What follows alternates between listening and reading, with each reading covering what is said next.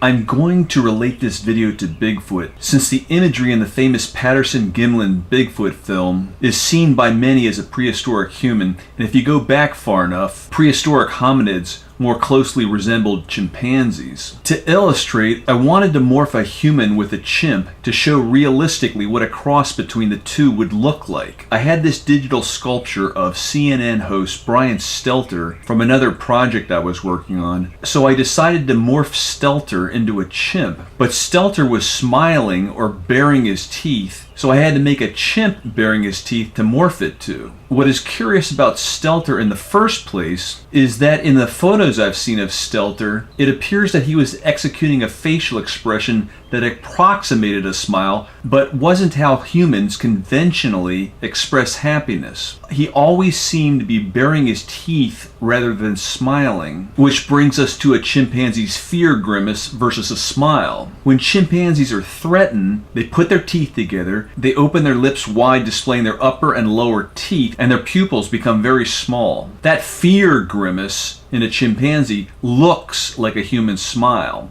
but it's not. Conversely, human smiles can be seen as threatening to chimps. So the apparent smile simulation Stelter is exhibiting may seem non-conventional to humans, but Stelter's commonality to all humans is that his upper and lower teeth baring could be considered threatening to chimpanzees. So, when you look at the creature in the Patterson Gimlin film, you see something looking like a caveman, or if the breasts are any indication, a cave woman. You see a nose that's kind of bulbous and projects forward. But if you look at this morph between a chimp and a human, in this case Stelter, the one feature that is most different is the nose. Sure, the chimp's ears are bigger, the head is smaller, longer canine teeth, more wrinkles, etc. But the chimp's nose is radically different. Kind of like a deflated human nose, or a human nose turned in on itself. Plus, there's those Star Trek Ferengi-like ridges on the upper part of the chimp's noses, not to mention the vertical split in the center of the chimp's nose.